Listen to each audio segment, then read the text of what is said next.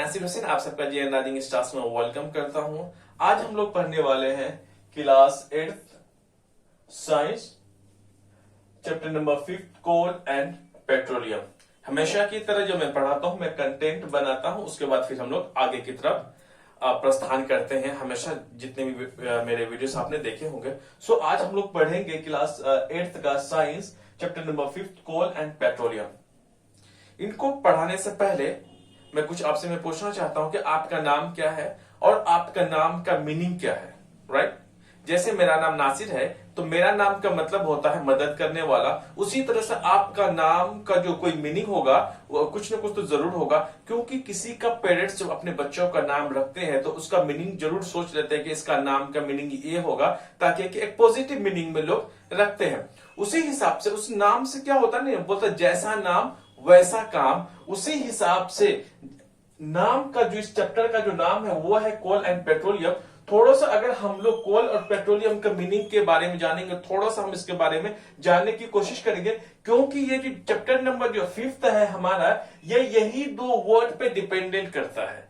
यही दो चीजों के बारे में हमें पढ़ना पड़ेगा। इन्हीं दो वर्ड्स के जो आधार है उन्हीं को ही रख करके हमें इस पूरे चैप्टर को पढ़ना होता।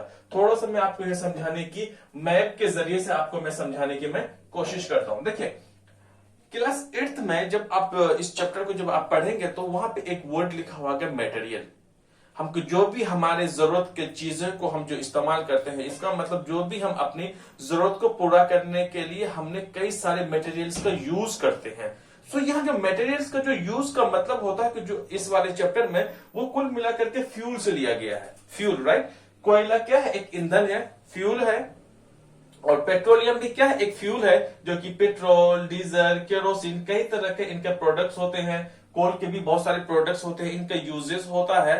तो कुल मिलाकर के बात यह है, सबकी हम रिसोर्स की बात करते हैं। फिर से मैं रिपीट करता हूं, रिसोर्स की बात करते हैं। रिसोर्स का मतलब होता ही है एक ऐसा चीज, सब्सटेंस, जो कि लोगों को जिंदगी को आसान बनाने के लिए इस्तेमाल किया जाता है। जैसे अगर मैं मान लू ये मेरे पास मार्कर है, ये भी एक तरह का रिसोर्स है अच्छा ढंग से पढ़ाने के लिए, राइट? अगर मैं ये माइक्रोफोन में यूज कर रहा हूं, ये भी एक रिसोर्स है, ताकि कि मैं अपनी आवाज को दूर तक मैं फैला सकूं। हमारे आसपास में जितने सारे चीज हैं जिसे हम छू सकते हैं, देख सकते हैं, वो सबके सबके रिसोर्स है। क्योंकि जो मैं कह रहा हूं इसको जानना बहुत जरूरी है। Please don't skip of it, क्योंकि जो मैं कहने वाला हूं इन्हीं के आधार पर ही बिल्कुल ये चैप्टर अब बेस्ड है। सो हमारे जो भी मैंने बोला, कोल और पेट्रोलियम एक तरह का रिसोर्स है। जैसे कि हम अपनी जरूरत को पूरी करने के लिए जितने भी चीजों का इस्तेमाल करते हैं, हमें दो जगह मिलता है। एक तो हम लोग जमीन के ऊपर, एक जमीन के नीचे। जैसे कि मैंने मटेरियल्स लिखा है, जो हमारी जरूरत की चीजें होती हैं हमें दो हिसाब से मिलता है। एक तो पहले नेचुरल, प्राकृतिक, कुदरती तौर पर मिलता है, राइट? दूसरी ऐसी चीजों हम इस्तेमाल करते हैं जो कि मैनमेड इंसानों ने बनाया है। मैं मार्कर को एग्जांपल लेके लेता हूं, ये नेचर ने नहीं बनाया। हालांकि नेचर के चीजों से जरूर बना है, लेकिन इंसानों ने बनाया। ये हमारे जरूरत का काम का चीज है कि नहीं? बिल्कुल है। जो मैं माइक्रोफोन में यूज कर रहा हूं, ये भी इंसानों ने बनाया, ऊपर वाले ने नहीं बनाया, राइट? हमें नेचर में नहीं मिलता, हमें बनाना पड़ता है। ये मैनमेड है, ये भी हमारे जरूरत का मटेरियल है। जिस फोन से मैं रिकॉर्डिंग कर रहा हूं, व्हाइट बोर्ड या फिर आपके आसपास की जितनी भी चीजों को आप देखें, आपको जो रिसोर्सेज होंगे, आपके जरूरत की चीजें दो हिसाब से मिलता है। एक तो नेचुरल तरीका से मिलेगा, दूसरा आपको मैनमेड के हिसाब से मिलेगा। जैसे वाटर है, एयर है, पेड़ है, मिट्टियां हैं, ये सबके सब नेचुरल मटेरियल्स में आते हैं। वो भी हमारे काम का चीज है। जो मेरा मार्कर है, फोन है, हमारा घर है, गाड़ी है, ये भी हमारे जरूरत की चीजों का इस्तेमाल करने में हम लोग किसका मैनमेड मतलब आर्टिफिशियल चीजों का इस्तेमाल करते हैं। अब हम लोग कुल मिलाकर के इसमें हम लोग फ्यूल्स के बारे में पढ़ने वाले हैं। किसके बारे में पढ़ने वाले हैं? फ्यूल्स के बारे में पढ़ने वाले हैं। फ्यूल्स के बारे में पढ़ने वाले हैं। अब देख लिए हमें फ्यूल्स कहां से मिलता है। एक हमें फ्यूल्स जो मिलता है, एक तो हमारे भाई ये हमारे पेड़ है, राइट? ये अर्थ है, अर्थ के ऊपर ये हमारा अर्थ है, ये अर्थ का सरफेस है। हम यहाँ पे इंसान रहते हैं। हम अपनी जरूरत के चीजों को पूरा करने के लिए हम लोग जो अर्थ का सरफेस जमीन के ऊपर से ही लेते हैं। जैसे कि पानी कहाँ मिलता है? हमें अंडरग्राउंड भी मिलता है, और सरफेस के मतलब अर्थ का जो सरफेस है उनके ऊपर भी हमें पानी मिलता है।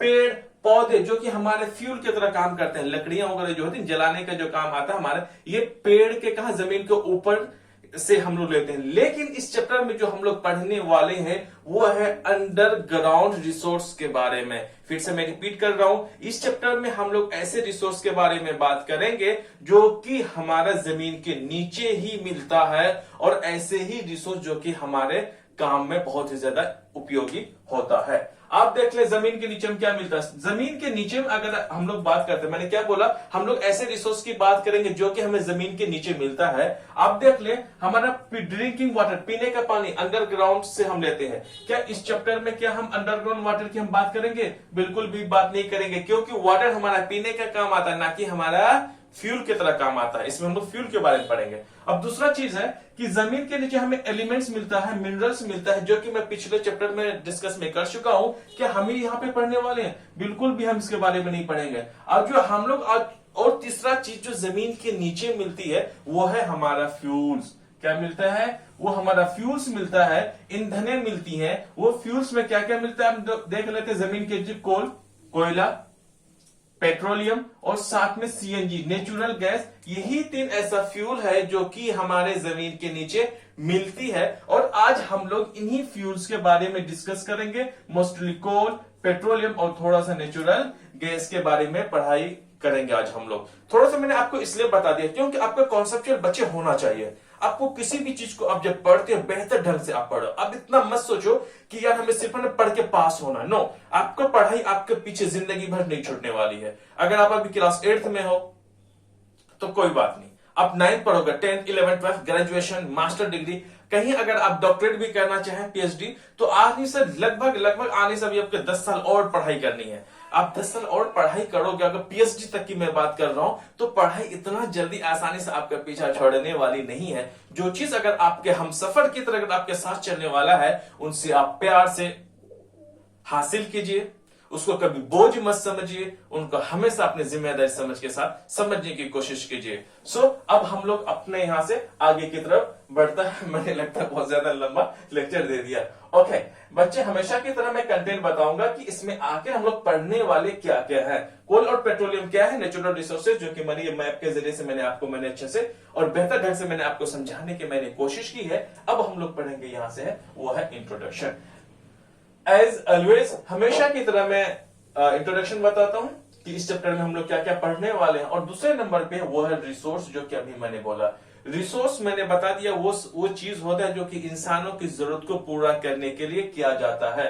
हम लोग अपने घर को ले लो, आप अपनी गाड़ियों को ले लो, पेड़ है, पौधे हैं, पानी है, हवा है, मिट्टी है, कोयला है, पेट्रोलियम है, डीजल है, राइट, पेट्रोल है, केरोसिन ऑयल है, बहुत सारी ऐसी चीजें हैं जो कि हमारे जरूरत को पूरा किया जाता है। ओके, रिसोर्स दो तरह का होता है।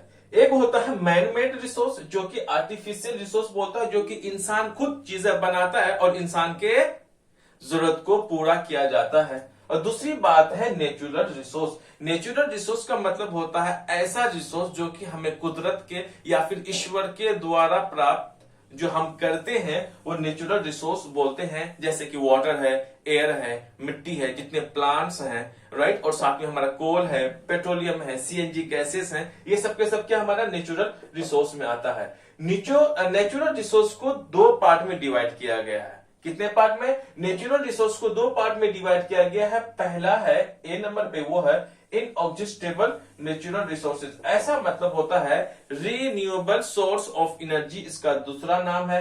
इनऑब्जेक्टेबल का मतलब ऐसा चीज जो कि खत्म जल्दी ना हो, है ना, रिप्लेनिश दोबारा होते रहता है, ऐसा चीज, ऐसा रिसोर्स जो कि खत्म होने वाला ना हो। जैसे कि एयर को ले लेते हैं एग्जांपल में, वाटर को ले लेते हैं, लैंड, हमारी जो जमीन है, उनको एक 3 एग्जांपल इसमें है। क्योंकि मैं सिर्फ बता रहा हूं कि आज हम लोग पढ़ने वाले क्या क्या है इस चैप्टर में, तो एक कंटेंट है या फिर मैं अच्छे से बताऊंगा। और दूसरा आता है नेचुरल रिसोर्स के अंदर में। देखिए मैंने नंबरिंग किया है, एक नंबर पे इंट्रोडक्शन, दूसरा में रिसोर्स। रिसोर्स के अंदर में दो तरह का रिसोर्स होता है, आर्टिफिशियल, दूसरा नेचुरल। नेचुरल रिसोर्स के अंदर में दो चीजें हैं। मेरे नंबर सिस्टम को आप बहुत अच्छे से समझने की कोशिश कीजिए। जब भी आप इसको बेहतर ढंग से आप समझने की कोशिश करेंगे तो आपको समझने में बहुत ज्यादा हेल्पफुल मिलेगा इसमें।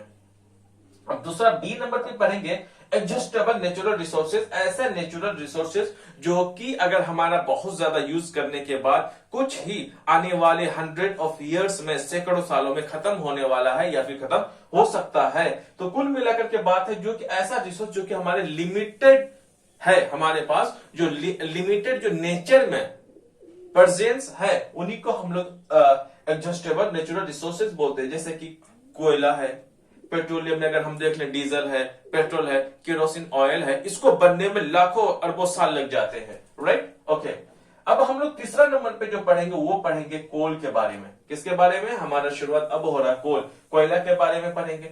कोयला के बारे में हम पढ़ेंगे कोयला क्या होता है। फिर हम लोग इसी में कोयला के बारे में पहला नंबर पे पढ़ेंगे वो है स्टोरी ऑफ कोल या फिर formation of coal. Story of coal का मतलब ये हो गया कोल कैसे, कोयला जो कैसे बनता है, उनको हम लोग समझने की कोशिश करेंगे। और बी नंबर पे पढ़ेंगे कोयला क्या है, साथ में हम उसका इस्तेमाल भी जानेंगे कि हमारी ये काम का चीज है क्या, कोयला क्या चीज है, हम असल जिंदगी में कहां पे इस्तेमाल करते हैं उसके बारे में जानने की हम लोग अच्छे से कोशिश करेंगे। साथ में सी नंबर पे है टाइप्स ऑफ कोल, कोल कितना तरह का है, मतलब कोयला कितने तरह के होते हैं उसको समझना है। और डी में समझना है प्रोडक्ट्स ऑफ कोल, कोल के कितने सारे प्रोडक्ट्स होते हैं, वो कहां कहां इस्तेमाल होते हैं, उसके बारे में समझने की कोशिश करेंगे। अब फिर हम लोग एक ही बात हम लोग करते हैं, प्रोडक्ट्स ऑफ कोल में हम लोग है ना इसमें 4 चीज पढ़ेंगे। प्रोडक्ट्स ऑफ कोल में पहला प्रोडक्ट वो कोक, कोक पीने वाला कोक नहीं, ये कोयला से बनने का कोयला से ही बनता है, वही वाला कोक है। और प्रोडक्ट्स ऑफ कोल, कोक हम सॉरी प्रोडक्ट्स ऑफ कोल जो है, कोयला के जो प्रोडक्ट्स है वो हमें 4 है। पहला कोक है, दूसरा कोल तार है, तीसरा में है coal gas, right. Fourth sorry 3 ही पढ़ने हैं, कितने पढ़ने हैं? 3 ही पढ़ने हैं प्रोडक्ट्स ऑफ कोल में। पहला है कोक, दूसरा है कोल तार, थर्ड में है कोल गैस। इनको हम लोग समझने की कोशिश करेंगे क्योंकि एग्जाम के पॉइंट ऑफ व्यू से बहुत ही इंपॉर्टेंट है, इनका यूजेस पूछ लिया जाता है। अब तीसरा नंबर को हमने कोल को देख लिया साथियों। अब हम लोग देखते हैं चौथा नंबर पे, वो है हमारा पेट्रोलियम, राइट। पेट्रोलियम को समझने की कोशिश करते हैं, यह वाला पेट्रोलियम जो कि हमने अभी यहां ऊपर में देखा। पेट्रोलियम यह एक नेचुरल रिसोर्स में आता है, आपको पता है। और साथ में ये कौन सा कैटेगरी में आता है नेचुरल रिसोर्सेज में? वो आता है एग्जॉस्टेबल नेचुरल रिसोर्सेज, एक ऐसा रिसोर्स जो कि हम नेचुरल रिसोर्स जो कि नेचुरल रिसोर्स कहना है इसको मोस्ट इंपॉर्टेंट है, नेचुरल रिसोर्स ही है। और ये लिमिटेड अमाउंट में हमारे नेचर्स में प्रेजेंस है। पेट्रोलियम में सबसे पहला हम लोग पॉइंट पढ़ेंगे वो है how petroleum is formed.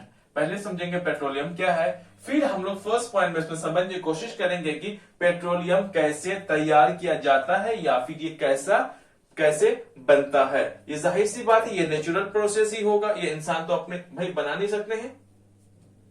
B मतलब सेकंड नंबर पे वो है refining of petroleum. Third number पे वो है फ्रैक्शनल डिस्टिलेशन, फ्रैक्शनल डिस्टिलेशन, इसमें हम लोग पेट्रोल के बारे में जानने की कोशिश करेंगे। और वो फोर्थ नंबर है वो है पेट्रोकेमिकल क्या चीज है, उसको समझने की हम लोग इन्हीं ही टॉपिक पे कोशिश करेंगे। और फिफ्थ नंबर में है वो है constituents of the petroleum and there uses, कि भाई पेट्रोलियम के कौन कौन से प्रोडक्ट्स हैं, एक हिसाब से हम ये समझ सकते हैं। और साथ में हम लोग पेट्रोलियम का अपने असल जिंदगी में हम इंसान कहां पे इस्तेमाल करते हैं उसके बारे में भी हम लोग फिफ्थ नंबर पे जानने की कोशिश करेंगे। अब हम लोग आगे की पॉइंट्स को देखते हैं, वो है पांचवा नंबर। पांचवा नंबर पे हम लोग समझने की कोशिश करेंगे नेचुरल गैस। नेचुरल गैस में हम लोग यहाँ पे मैंने मीथेन लिखा है, इसकी क्या बात है अभी हम आपको जब मैं नेचुरल गैस में पढ़ाऊंगा then I will tell you that what is the meaning of methane over here, right. अब 6 नंबर के बच्चे क्या है, वो है conservation of fossil fuels. Fossil fuels क्या चीज होते हैं, इसको हम क्यों बचाना चाहते हैं और बचाना क्यों चाहिए, राइट। अब मैं थोड़ा सा मैं आपको जानकारी में दे दूं, फॉसिल फ्यूल का मतलब ही होता है आपका जो कोल, पेट्रोलियम, ये जो हम जमीन के नीचे से निकालते हैं वो सब के सब हमारा फॉसिल फ्यूल से, ये सारा क्या हमारा क्या है, ईंधन है, राइट। ये सारे के सारे फॉसिल फ्यूल्स के भी अंदर में आता है कोल और पेट्रोलियम। अब हम लोग आगे की तरफ बढ़ते हैं, वो है हमारा 7th नंबर, वो है ग्लोबल वार्मिंग। ग्लोबल वार्मिंग का एग्जाम में इसके क्वेश्चंस पूछे जाते हैं, अच्छे ढंग से आते हैं, इसके रीजंस क्या क्या होते हैं, इसमें कौन कौन सी गैस रिस्पॉन्सिबल है। तो ये देखिए ग्लोबल वार्मिंग का मतलब होता है, ग्लोबल का मतलब होता है वर्ल्ड, पूरी दुनिया, वार्मिंग वार्मिंग का मतलब होता है वार्म, वर्ड से आया, वार्म का मतलब होता है गर्मी। कुल मिलाकर के पूरे अर्थ में गर्मी क्यों होता है इसके बारे में समझने की कोशिश करेंगे कि ये पैदा क्यों होता है। जाहिर सी बात है, हम जो भी नेचुरल रिसोर्स को ज्यादातर यूज करते हैं, राइट, नेचुरल रिसोर्सेस का कोयला हो गया, पेट्रोलियम में आ जाता है डीजल, गाड़ियों में इस्तेमाल कर, पेट्रोल जो है वो भी हम लोग गाड़ी में इस्तेमाल करते हैं, सीएनजी शहरों में तो ये भी इस्तेमाल किया जाता है। हमने देख लिया कि गाड़ियों में जो पेट्रोल है या फिर डीजल है, यूज होने के बाद जितनी भी गाड़ियां जो कौन सी गैस रिलीज करती है, कार्बन डाइऑक्साइड गैसेस हो, कार्बन मोनोऑक्साइड हो या फिर सल्फर ऑक्साइड हो, तो इन तरह की जहरीली गैसें क्या होती हैं, रिलीज होती हैं, जिनके वजह से हमारे ग्लोबल वार्मिंग क्या होते हैं, बढ़ जाते हैं। तो अब हम लोग यहाँ पे तो देख लिए हम लोग ग्लोबल वार्मिंग के बारे में थोड़ा सा, हालांकि मैं इसमें मैं बता रहा हूं, राइट। तो क्या है, अब हम लोग फिर अब अपने जो मेन टॉपिक है वहां से शुरुआत करते हैं। यहाँ पे क्या है, इंट्रोडक्शन। फिर आज हम लोग यहाँ से अपना इंट्रोडक्शन, भाई अपना नहीं मतलब क्या, इस चैप्टर का इंट्रोडक्शन अब शुरू करते हैं कि इस वाले चैप्टर पे हम लोग क्या क्या पढ़ने वाले हैं। ओके, पहला है, in this chapter we will learn about some exhaustible natural resources like coal, petroleum and natural gas। इस चैप्टर में हम लोग जो पढ़ने वाले हैं कुछ एग्जॉस्टेबल नेचुरल रिसोर्सेज के बारे में पढ़ने वाले हैं। यही एग्जॉस्टेबल नेचुरल गैसेस जो कि इस्तेमाल किया जाता है कहां पे, कोल, पेट्रोलियम एंड नेचुरल गैस। तो यही तीनों को यहाँ पे हम लोग समझने की कोशिश करेंगे कि हम लोग इन्हीं तीनों का मतलब कोल, पेट्रोलियम और नेचुरल गैस के बारे में पढ़ेंगे। उसके बाद these were formed from the dead remains of living organisms called fossil fuel। कि इस चैप्टर में हम लोग समझेंगे कि ऐसा है ना कि जितने भी फॉसिल फ्यूल्स बनते हैं या फिर कुल मिलाकर के जो एग्जॉस्टेबल नेचुरल रिसोर्सेज जो बनते हैं वो बनते हैं लिविंग ऑर्गेनिज्म। जितनी भी जानदार चीजें हैं उन लिविंग ऑर्गेनिजम्स के मरने के बाद, लिविंग ऑर्गेनिजम्स के मरने के बाद जो भी चीजें बचती हैं उनको हम लोग रिमेन्स बोलते हैं। उन्हीं रिमेन्स से जो प्रोडक्ट बनने वाला होता है उन्हीं को हम लोग फॉसिल फ्यूल्स कहते हैं। फिर से मैं रिपीट करता हूं, जो लिविंग ऑर्गेनिजम्स के मरने के बाद जो भी चीजें बचती हैं उनको हम लोग रिमेन्स बोलते हैं, राइट।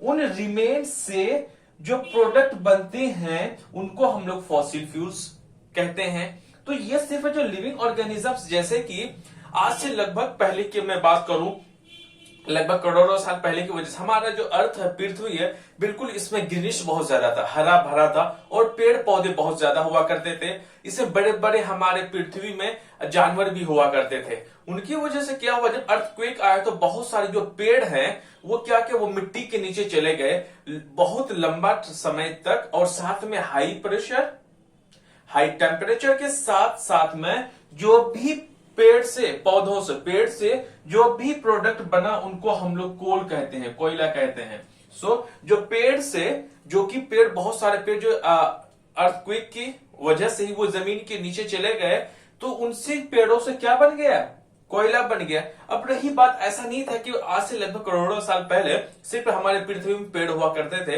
हालांकि आज से करोड़ों साल पहले बहुत बड़े बड़े जानवर हुआ करते थे हमारे अर्थ में, अब नहीं है। और साथ में जो अर्थ, इसमें समुद्र में रहने वाले जो जीव थे, बड़े बड़े प्राणी जो थे, वो भी क्या हो गए, जब सुनामी आने की वजह से ही वो बड़े बड़े जो जानवर थे नीचे, तो शार्क हो गया, ऐसे बड़ी बड़ी मछलियां क्या हो गए, वो सबके सब पत्थरों के नीचे दबने की ही वजह से वो क्या बन गया। जो एनिमल्स के मरने की वजह से, जो कि उनमें से पत्थर दबने की वजह से कौन सा चीज बन गया, वो बन गया पेट्रोलियम। पेट्रोलियम किसके वजह से बना है, वो है जानवरों की डेड रिमेन्स से मिलकर बना है। और कोल जो है वो बना है प्लांट्स का डेड रिमेन्स में ही कन्वर्ट किया गया, किसको, कोयला को। कोयला पेड़ से बना हुआ है और पेट्रोलियम जो है वो बड़े बड़े जानवरों का रिमेन्स से मिलकर बना हुआ है। अब हम लोग देखते हैं इसमें ही how to conserve the of fossil fuels. हम लोग फॉसिल फ्यूल्स को क्यों कंजर्व करें, ये बहुत जरूरी है। इसलिए क्योंकि जो हमारे नेचर है, हमारे प्राकृतिक में जो फ्यूल्स हैं, फ्यूल्स का मतलब फॉसिल फ्यूल्स की मैं बात नहीं कर रहा हूं, बल्कि मैं सॉरी फॉसिल फ्यूल की मैं बात कर रहा हूं। फॉसिल फ्यूल का मतलब पेट्रोलियम, कोल और सीएनजी की मैं बात कर रहा हूं। ये इतना आसानी से नहीं बनता है, ये लगभग करोड़ों साल लग जाते हैं इनको बनने में। जब ये अगर हम इसका ज्यादा इस्तेमाल कर लें, अगर हम अभी ज्यादा इस्तेमाल कर लें, तो आने वाले जनरेशन के लिए हमारे पास फॉसिल फ्यूल ही नहीं बचेगा, जो कि हमारा आने वाला जनरेशन, जो कि 100 में जो आने वाले, जो सैकड़ों साल आने वाले हमारी जनरेशन, वो इसका इस्तेमाल नहीं कर पाएंगे। क्यों नहीं कर पाएंगे? क्योंकि अब हमारे पृथ्वी में उतना ज्यादा पेड़ नहीं है, राइट? पेड़ नहीं है, और साथ ही बड़े बड़े जानवर भी हमारे पृथ्वी से लगभग खत्म हो चुके हैं, जिसके वजह से अब फॉसिल फ्यूल्स बनना बहुत मुश्किल है। लेकिन इसीलिए आज के जमाने में जो टेक्नोलॉजी के आने की वजह से सोलर एनर्जी का इस्तेमाल करते हैं, इलेक्ट्रिकल एनर्जी का यूज करते हैं। आज आपने देखा होगा आजकल जो बैटरी से चलने वाली जो ई रिक्शा आ गई है, और गाड़ियां आ गई है बिजली से चलने वाली, इस तरह की चीजें हैं। लेकिन हम इसको बचा सके, राइट? हमें क्यों बचाना है मैंने बता दिया, क्योंकि आने वाला जनरेशन जो हमारा इसका इस्तेमाल कर सके, और साथ में क्योंकि ये लगभग आने वाले 100 में ये भी खत्म हो जाएगा। लगभग 100 साल हो या फिर 800-900 साल हो, तो 1-2 हजार साल में क्या होगा, ये भी खत्म हो जाएगा, क्योंकि उतना ज्यादा बचेगा ही नहीं, क्योंकि हम रोजमर्रा जिंदगी में यूज करते हैं और भरपूर मात्रा में निकाला जाता है। और साथ में हम इसमें देखेंगे use of exhaustible natural resources causing global warming. और हम लोग इस चैप्टर में यह भी पढ़ने वाले हैं कि भाई जो एग्जॉस्टेबल नेचुरल रिसोर्सेज को इस्तेमाल करने की वजह से ग्लोबल वार्मिंग होने का वजह बनता है। मैंने ये बोला जो कि हमारे जो एग्जॉस्टेबल नेचुरल रिसोर्सेज हैं, उसका इस्तेमाल करने से ग्लोबल वार्मिंग का इंक्रीजमेंट हो रहा है, ग्लोबल वार्मिंग बढ़ रहा है।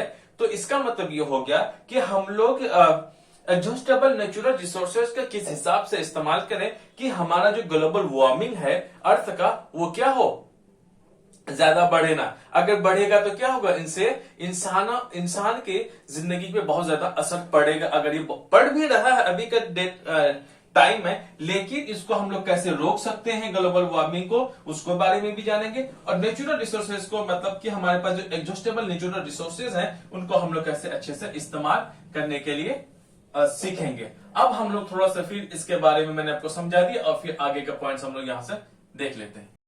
अभी हमने इंट्रोडक्शन को अच्छा से समझने की हमने कोशिश की, अब हम लोग यहां से आगे की तरफ बढ़ते हैं। अब चलते हैं हम दूसरे नंबर पे। दूसरे नंबर पे अब हम लोग पढ़ेंगे वो है रिसोर्स। हमने इंट्रोडक्शन को देख लिया, अब हम लोग पढ़ते हैं रिसोर्स। रिसोर्स एक्चुअल में होता क्या है।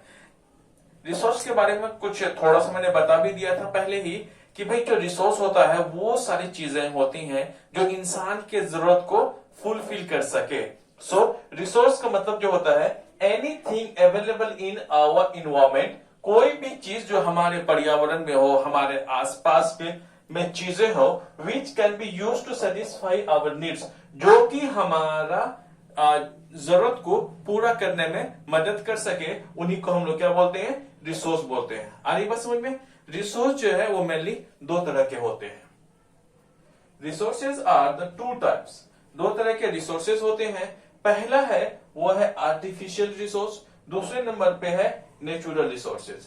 क्योंकि अभी मैंने बोला कि जो इंसान की जरूरत को पूरा कर, जिन ऐसी चीजें जो कि इंसान की जरूरत को पूरा कर सके, या फिर ऐसे चीजें जो कि जिन चीजों से इंसान अपनी जरूरत खुद पूरा करता है, हम लोग उनको रिसोर्स कहते हैं। अगर एग्जाम्पल के तौर पे अगर हम देख लें, मार्कर है, राइट, ये भी इंसान की जरूरत को पूरा करता है। अगर आज का डेट में अगर हम देख लें, बाइक्स है, 4 व्हीलर्स है, हमारा घर है, हमारे घर का फर्नीचर्स है, हम अपने घरों में कितनी ऐसी चीजें इस्तेमाल करते हैं जो कि हमारे जरूरत की चीजें होती है। दूसरी नंबर पे अगर हम देखें तो जो हमें नेचर से मिलता है, एक तो मैंने बोला जो कि मैंने गाड़ियां लिया, घर की चीज है, एक चीज हो गई। दूसरी चीज जैसे कि अगर मैं पानी बोलूं, पानी भी हमारे लिए बहुत जरूरत है। और अगर मैं हवा की मैं बात करूं, वो भी हमारे लिए बहुत जरूरत है। हम पेड़ की बातें करें, वो भी इंसान के लिए बहुत जरूरत की चीजें होती हैं।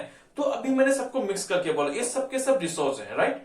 तो रिसोर्स दरअसल दो तरह का हो गया। जो अभी मैंने बोला कि गाड़ियों के बारे में, 4 व्हीलर्स के बारे में, बाइक के बारे में, और जो हमारे घरों में जिस चीजों का इस्तेमाल होता है, डेकोरेट्स में, सोफा में, किचन का सामान, तो ये सबके सब क्या होता है, इंसानों ने बनाया। ये क्या है, सबके सब ह्यूमन मेड बनाया, मतलब ये सारे के सारे इंसानों ने बनाई हुई चीजें हैं। तो इसको हम लोग बोलेंगे आर्टिफिशियल रिसोर्स। अब दूसरी तरफ अगर हम बात कर लें, वाटर की बात कर लें, एयर की बात कर लें, पेड़ की बात कर ले, इंसानों की बात कर ले, जानवरों की बात कर ले, ये सारे के सारे क्या होते हैं, ये हमें मिलते हैं, नेचर से मिलते हैं। कहां से मिलते हैं, हमें नेचर से मिलता है। तो इन्हीं के हम लोग बोलते हैं नेचुरल रिसोर्सेस।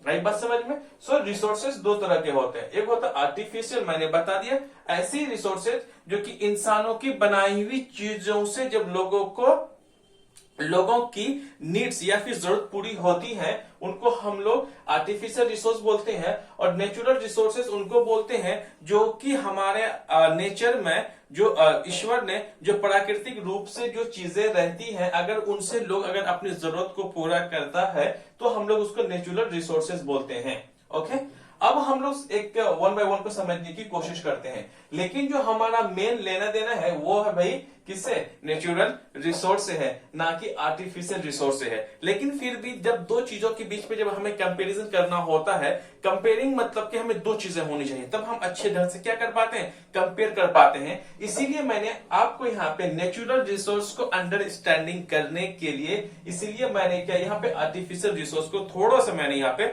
आपको समझाने की मैं कोशिश कर रहा हूं, आप इनको अच्छे से समझें। ओके, आर्टिफिशियल रिसोर्स होता क्या है, all things available in our surrounding, हमारे आसपास में वो सारी चीजें which is made by humans, जो इंसानों ने बनाया, and can be used to satisfy our needs, जो कि हमारे जरूरत को पूरा कर सके, तो इन्हीं को हम लोग क्या बोलते हैं, आर्टिफिशियल रिसोर्स बोलते हैं। आई बात समझ में। अब हम लोग आ जाते हैं इसके आर्टिफिशियल रिसोर्स के, हम लोग कुछ एग्जांपल्स को देखते हैं। वो है व्हीकल्स, है ना, फोर व्हीलर है, बाइक है, इन सारी चीजों क्या है, हमारे व्हीकल्स है, ये इंसानों ने बनाया, लेकिन हमारे काम का भी चीज है भाई। पेपर्स की हम बात करते हैं, न्यूज़पेपर वगैरह, राइट, वो कहां, हालांकि रॉ मटेरियल ये हालांकि नेचुरल है, लेकिन जो हम लोग घरों में पेपर यूज करते हैं, बुक्स बनाने में हो या फिर न्यूज़पेपर के तौर पर हो, वो इंसानों ने बनाया है ना। तो ये हमारा कौन सा है, आर्टिफिशियल रिसोर्स में आ जाता है। डोमेस्टिक थिंग्स, जो कि हम अपने घरों में यूज करते हैं, सोफा हो गया, किचन के सामान हो गए, ये सब के सब क्या है दोस्तों, ये सब के सब आर्टिफिशियल रिसोर्स के एग्जांपल्स हैं। Now comes to the second point and that is called the natural resources. I have already discussed something about the natural resources. अब हम कुछ देख लेते हैं एक्चुअल में नेचुरल रिसोर्स का जो डेफिनेशन थोड़ा है उसको हम समझने की कोशिश करते हैं। नेचुरल रिसोर्स जो है, all things available in our surrounding, वो सारे चीजें जो कि थोड़ा सा देखिए, जब आर्टिफिशियल और इसमें थोड़ा सा फर्क पड़ेगा, available in our surrounding which is not made by humans, ऐसे चीज जो हमारे जरूरत का तो हो लेकिन इंसानों ने नहीं बनाए, उसमें इंसानों का किसी भी तरह का इंटरफेरेंस नहीं है, मैनकाइंड से बिल्कुल भी नहीं बनाया, and can be use to satisfy our needs, जो कि हमारे जरूरत को भी पूरा करता है, इज कॉल्ड नेचुरल रिसोर्सेस। आई बात समझ में। अब हम लोग थोड़ा सा और देख लेते हैं इसमें। अब इनका एक आपका दूसरा डेफिनेशन है ना, नेचुरल रिसोर्सेज का तो एक डेफिनेशन हो गया, एक हिसाब से मैं दूसरा और सिंपल सा आपको मैं एक डेफिनेशन बता देता हूं, समझा देता हूं नेचुरल रिसोर्सेज के बारे में। The materials which are obtain from nature, ऐसे मटेरियल्स का मतलब हो गया आपकी जो भी आपकी जरूरत की चीजें हैं, जो कि हमें नेचर से मिलता है, हमें प्राकृतिक रूप से मिलता है, जो कि हमें ईश्वर के द्वारा मिलता है, तो हमें उन्हें ही क्या कहते हैं, नेचुरल रिसोर्स कहते हैं। इसमें से दो ही, आपको कोई भी डेफिनेशन आप लिखना चाहते हो आप लिख लें, आपको लिखना तो दोनों ही लिख लें, जो आपको आसान रहे वो आपको कर लेना है। ओके, एग्जाम्पल अब हम देख लेते हैं नेचुरल रिसोर्स का। वो एग्जाम्पल है जैसे कि एयर है, water, soils, minerals, plants, animals etcetera, ये सब के सब क्या है, ये आपके नेचुरल रिसोर्सेज में से आते हैं, ये सारे नेचुरल रिसोर्स के एग्जांपल्स हैं। अब हम लोग देख लेते हैं आगे की तरफ बच्चे ये है कि natural resources are classified into two kinds. Natural जो रिसोर्सेज है वो दो तरह के डिवाइड किया गया है, या फिर टू काइंड्स में है। दो काइंड्स का मतलब हो गया कि भाई नेचुरल रिसोर्सेज हमारे दो तरह के होते हैं। पहला का नाम है, मैंने ए पॉइंट दिया, ए पॉइंट में है इनएग्जॉस्टिबल ही टेबल हो गया यहाँ पे, इनएग्जॉस्टिबल नेचुरल रिसोर्सेज। पहला क्या है, वो है इनएग्जॉस्टिबल नेचुरल रिसोर्सेज। इन्हीं इनएग्जॉस्टिबल नेचुरल रिसोर्सेज को दूसरा नाम से जाना जाता है, वो है रीन्यूएबल सोर्स ऑफ एनर्जी। दोनों एक ही चीज है। इसका मतलब ये हो गया कि अगर आप ही देखें, अगर मैंने नेचुरल सोर्स ऑफ एनर्जी, इसके मतलब नेचुरल रिसोर्स की अगर मैंने अभी बात किया, तो अगर मैंने बोला जो कि हमें नेचर से मिलता है ना, हमें अगर नेचर से मिलता है तो आप थोड़ा सा इसमें कंपेयर करें, प्लीज आप अंडरस्टैंड जरूर कर लें। जैसे कि अगर मैंने बात किया हवा, पानी, ये क्या हमारे नेचर से जल्दी खत्म होने वाला है? नहीं है, बिल्कुल खत्म नहीं हो सकता ये, राइट? इंसान खत्म हो सकता है लेकिन ये सब चीजें खत्म नहीं हो सकता। हाँ, पानी हमारे अंडरग्राउंड का वाटर टेबल जरूर कम हो सकता है लेकिन खत्म नहीं हो सकता, राइट? हवा भी कभी खत्म नहीं हो सकती। तो फिर एक तो ऐसा नेचुरल रिसोर्सेज जो कि कभी ना खत्म होने वाली हो। दूसरे तौर पे अगर हम बात करें फ्यूल्स की बात करें, फ्यूल्स में आ जाता है जैसे कि हम कोयला की बात कर लें, डीजल की, पेट्रोल की, केरोसिन ऑयल की, सीएनजी, ये सब के सब हमें अंडरग्राउंड में मिलता है। ये भी तो नेचुरल रिसोर्स है हमारा, ये भी हमारे एज ए एनर्जी के फॉर्म में यूज करते हैं। बट ये वाला भी मैंने बोला कोयला बोला, डीजल, पेट्रोल, जो कि हमारा पेट्रोलियम है, ये सब के सब एक दिन खत्म होने वाली चीज है। कुल मिलाकर के बातें ये हो गए, जो नेचुरल रिसोर्सेज होते हैं दो तरह के होते हैं। एक जो कि हमारे पास अनलिमिटेड में है, मेरा बहुत है, जो कि जल्दी खत्म नहीं हो सकता, मतलब खत्म ही नहीं हो सकता। एक रिसोर्स ऐसा है, दूसरा रिसोर्स जो कि हमारा खत्म होने वाला है, हमारे नेचर में वो क्या लिमिटेड में है। अब हम लोग इन्हीं को डिस्कस करेंगे। मेनली हमारा अभी जो मैंने बोला जो कि लिमिटेड नेचुरल रिसोर्स है, हम लोग उन्हीं को पढ़ने वाले हैं आज। मोस्टली हमारा जो टॉपिक है इन्हीं पे बेस्ड है। ओके, इनएग्जॉस्टिबल को हम लोग बोलते हैं ऐसे जो कि रिन्यूएबल सोर्स ऑफ एनर्जी, जो कि जल्दी खत्म ना होने वाली बात हो, राइट? अब हम लोग उसको वन बाय वन को अच्छे से देखने की कोशिश करते हैं। ये है नेचुरल रिसोर्स, राइट? ये है क्या इनएग्जॉस्टिबल नेचुरल रिसोर्सेज, उसको थोड़ा सा हम समझ लेते हैं। वो है these are the source of sources are present in unlimited quantity in nature. कहता है ऐसा रिसोर्सेज होता है इनएग्जॉस्टिबल नेचुरल रिसोर्सेज जो कि हमारे नेचर में, कहां पे, हमारे नेचर में बहुत ही ज्यादा क्या है, क्वांटिटी में अवेलेबल है, अनलिमिटेड है, and are not likely to be exhausted by human activities. इंसान के काम की वजह से, इंसान के एक्टिविटीज की वजह से वो इतना जल्दी खत्म नहीं हो सकता है ना। उन्हीं को हम लोग क्या बोलते हैं, इनएग्जॉस्टिबल नेचुरल रिसोर्स बोलते हैं। एग्जांपल, सनलाइट, इंसान खत्म हो सकता है, हम और आप एक न एक दिन खत्म हो जाएंगे, लेकिन ये तब भी ये हमारे नेचर में फिर भी प्रेजेंस रहेगा, मौजूद रहेगा। हवा ये कभी खत्म नहीं हो सकती, राइट? हम वाटर की बात कर ले, वाटर भी कभी, पानी जो है जल्दी वो भी खत्म नहीं होगा। ये हो सकता है कि अंडरग्राउंड का पानी हमारे सरफेस पे आ जाएगा, जो कि नदियां हैं, झील है, समुद्र है, उसमें हो सकता है, लेकिन ये भी खत्म ना होने वाला रिसोर्स है। अब ओके, अब हम लोग देख लिए भाई पहला ए। अब दूसरा पॉइंट पे अब हम लोग देखने की कोशिश करेंगे बी नंबर पे। बी नंबर जो है वो हमारा एग्जॉस्टिबल नेचुरल रिसोर्सेज, और हम लोग मोस्टली इन्हीं को पढ़ेंगे। Okay, sorry, exhaustible natural resources को दूसरा नाम से जाना जाता है, उसका दूसरा नाम है non renewable source of energy. It is just उल्टा ऑफ, किसका उल्टा है बच्चे? ये उल्टा है आपका इनएग्जॉस्टिबल नेचुरल रिसोर्सेज का, जैसे ये उल्टा है। अब इतना मान के चलो, है ना। जब मैं कह रहा हूं, आप जब भी पढ़ रहे हो तो कोई भी सब्जेक्ट पढ़ रहे हो तो आप कंपेयरिंग जरूर करो। जहां पे कंपेयरिंग करने वाली चीज होती है ना, आप जरूर कंपेयर करो। इससे क्या होता है, आपको एक कॉन्सेप्ट समझने में बहुत ही ज्यादा हेल्पफुल होगा, और एक लॉन्ग टर्म तक आप उसको भूलेंगे नहीं, एक लंबा समय तक आपको ये चीजें याद रहेंगी। ओके, एक जो स्टेबल नेचुरल रिसोर्सेज को हम लोग पढ़ेंगे अब, उसका दूसरा नाम है जी non renewable source of energy. Energy को मैंने यहां पे बोला है, याद रखना है। The amount of this resources in nature is limited. क्या है, जो भी हमारा एग्जॉस्टिबल नेचुरल रिसोर्सेज हैं वो हमारे नेचर में क्या, लिमिटेड पीरियड में है, राइट? अनलिमिटेड नहीं है, बिल्कुल लिमिटेड है, कम है। They can be exhausted by human activities. इंसानों के काम की वजह से, इंसानों की एक्टिविटीज की वजह से, गतिविधियां की वजह से ये खत्म हो सकता है, राइट। ओके, जैसे इसका एग्जाम्पल है वो है फॉरेस्ट, नेचुरल जितने भी जंगल चीजें हैं, जंगली चीजें, ये सब के सब क्या होता है, जंगल खत्म हो सकता है। ऐसे कि जैसे कि आप आसपास की चीजें अगर देखते हैं उतना हमें पेड़ पौधे उतने ज्यादा दिखाई नहीं देते हैं, राइट। अगर आज से लगभग 500 साल पहले या फिर 1000 साल पहले की अगर आप इतिहास को देखोगे तो हमारे मुल्क हिंदुस्तान में जो कि जंगल से बहुत ज्यादा था, जंगलें बहुत ज्यादा हुआ करते थे उस वक्त, धीरे धीरे कम हो रहा है, राइट, क्योंकि पॉपुलेशन बढ़ता जा रहा है जिसकी वजह से हमारे जंगल है वो घटते जा रहे हैं, राइट।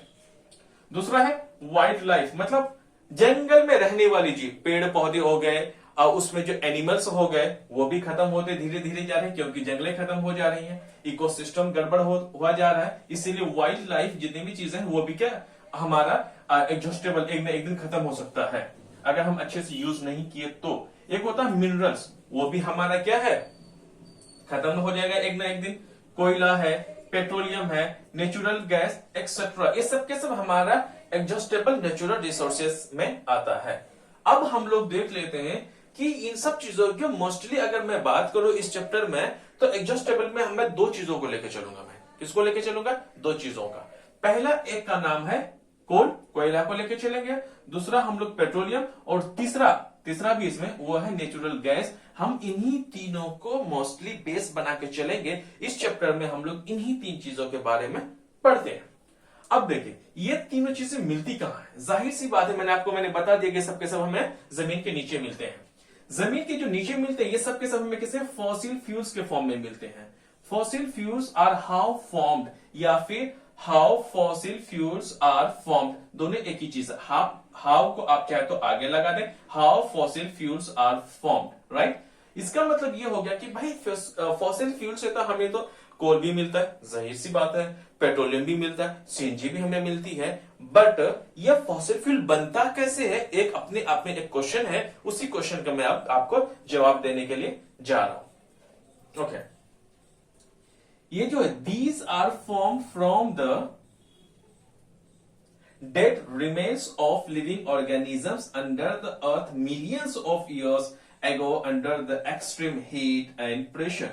कहता है ये जो फॉसिल फ्यूल्स जो बनता है, जो कि लिविंग मैंने पहले भी मैं बता चुका हूं कि लिविंग ऑर्गेनिज्म जितने भी होते हैं वो मर जाते हैं, मरने के बाद जो रिमेन्स होते हैं उन्हीं रिमेन्स को जब मिलियंस ऑफ ईयर, लाखों साल जब जमीन के नीचे रहते हैं, लाखों साल अंडर एक्सट्रीम हीट, बहुत ज्यादा गर्मी होती है, जाहिर सी बात है जब मिट्टी के नीचे रहेगा बहुत ज्यादा गर्मी भी होती है और इसके प्रेशर भी बहुत ज्यादा रहता है, जिनकी वजह से जो डेड एनिमल्स हैं, प्लांट्स है, वो क्या होगी, वो फॉसिल फ्यूल्स में टर्न हो जाता है, बदल जाता है। जैसे कि फॉसिल फ्यूल के अंदर में आ जाता है कोल, पेट्रोलियम और natural gas are fossil fuels, इसीलिए हम लोग फॉसिल फ्यूल को ही, इन्हीं तीनों चीजों को हम फॉसिल फ्यूल के कैटेगरी में रखना है, ना कि हम फॉरेस्ट को रख लें, ना ही हम वाइल्ड लाइफ को रख लें, ना ही तो हम मिनरल्स को रखेंगे। आए ना बात समझ में।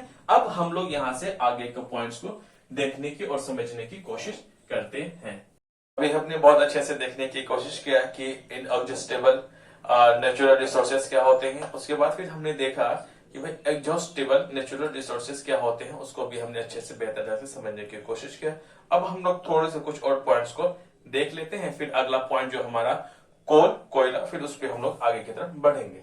देखिए क्या होता है इसमें, एक होता है हाइड्रोकार्बन। हाइड्रोकार्बन से आप पता भी चल रहा है कि जो हाइड्रो का मतलब होता है हाइड्रोजन, और कार्बन तो आप समझ गए कार्बन से ऐसा कंपाउंड जो कि आपका हाइड्रोजन प्लस कार्बन से मिलकर के बना होता है, राइट। आइडेंटिटी बात समझ में, ऐसा कंपाउंड जो कि हाइड्रोजन और कार्बन दोनों से मिलकर के बना होता है, उन्हीं को हम लोग हाइड्रोकार्बन्स बोलते हैं। आइडेंटिटी बात समझ में। So hydrocarbons are the compounds of only one carbon and hydrogen. जो हाइड्रोकार्बन्स होते हैं उसमें एक हाइड्रोजन होगा और बाकी का एक कार्बन होगा, बाकी का और हाइड्रोजन होगा। जैसे कि अगर हम लोग देख लेते हैं कि मीथेन का जो फॉर्मूला होता है वो होता है CH4।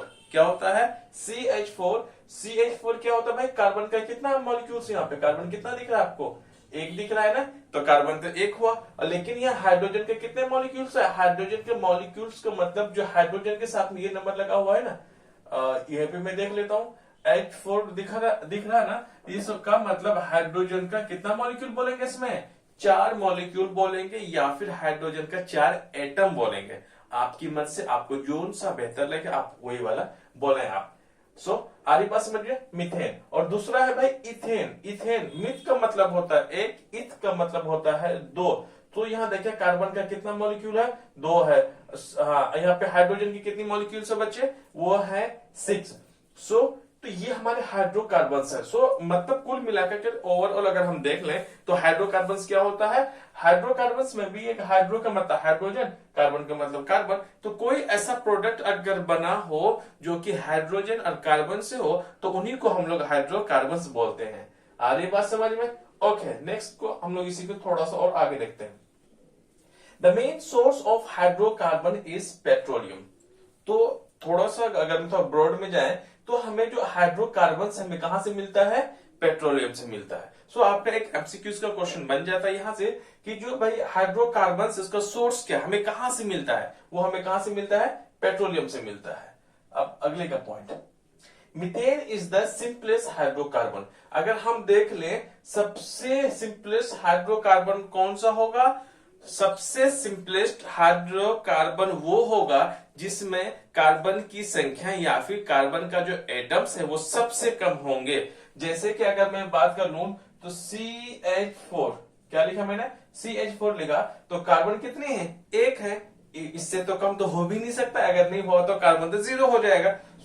CH4 है ना जो मीथेन, मीथेन ही सबसे ज्यादा क्या है, सिंपलेस्ट हाइड्रोकार्बन है, because there is only 1 carbon. आई बात समझ में? अगर ज्यादा कार्बन हो जाता जैसे कि हमने यहां देखा तो हम लोग सिंपलेस्ट नहीं बोलेंगे, जितना ज्यादा कार्बन होगा वो उतना ही ज्यादा कॉम्प्लिकेटेड होता जाएगा, वो उतना ज्यादा सिंपल नहीं रहेगा। जितना कम नंबर ऑफ कार्बन रहेगा उतना ही ज्यादा वो सिंपलेस्ट हाइड्रोकार्बन कहलाएगा। ओके, अब हम लोग थोड़ा सा आगे और बढ़ते हैं। ये है एलोट्रॉपी। एलोट्रॉपी का मतलब होता है, allotropy is the property in which the element exist in more than one form. कहता है एलोट्रॉपी वो होता है ऐसा एलिमेंट्स जो कि एक से ज्यादा फॉर्म में एग्जिस्ट करता हो, एक से ज्यादा फॉर्म में होता हो। जैसे हैविंग सिमिलर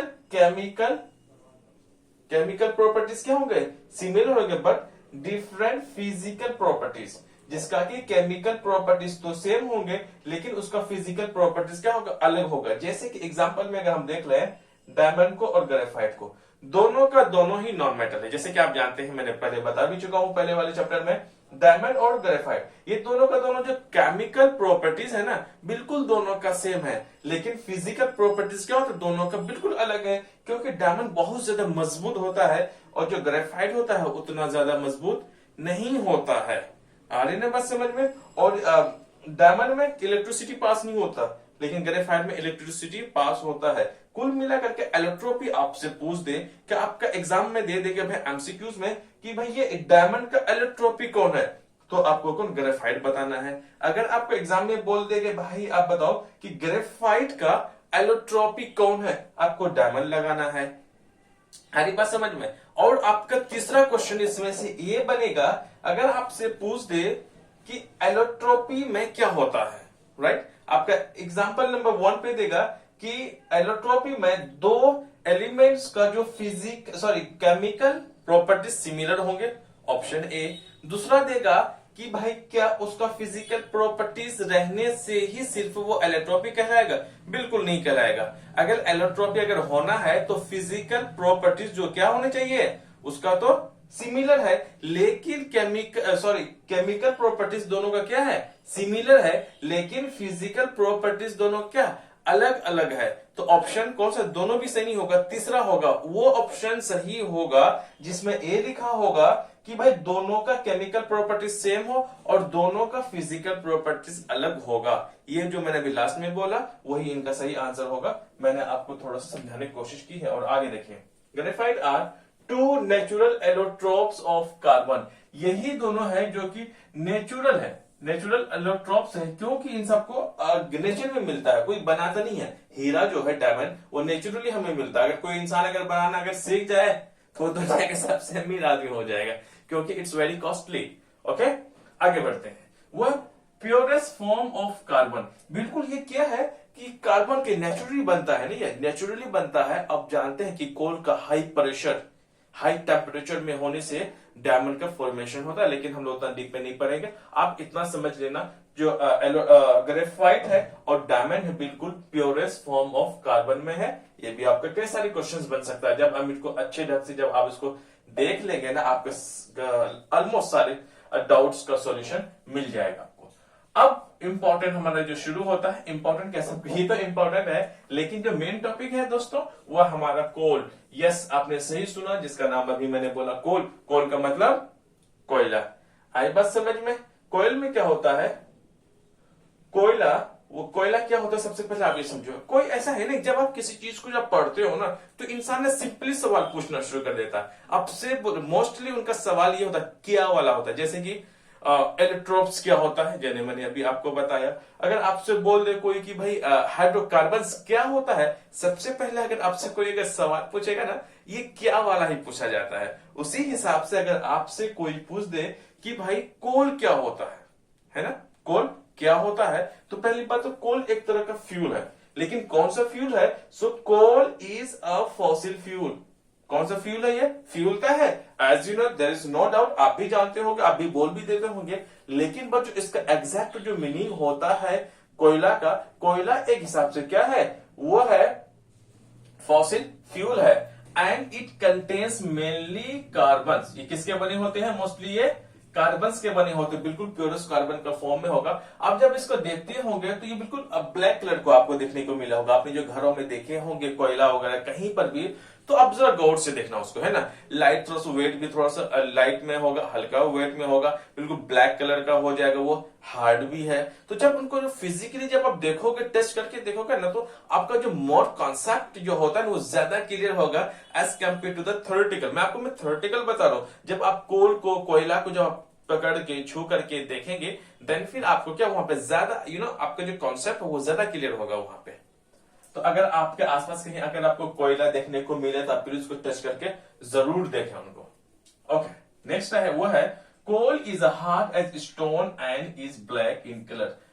कोयला जो है बिल्कुल मजबूत होती है, बिल्कुल पत्थर की तरह मजबूत होती है, और साथ में यह ब्लैक कलर में होता है, काला कलर का होता है। आप देखते हैं कोयला कितना काला होता है।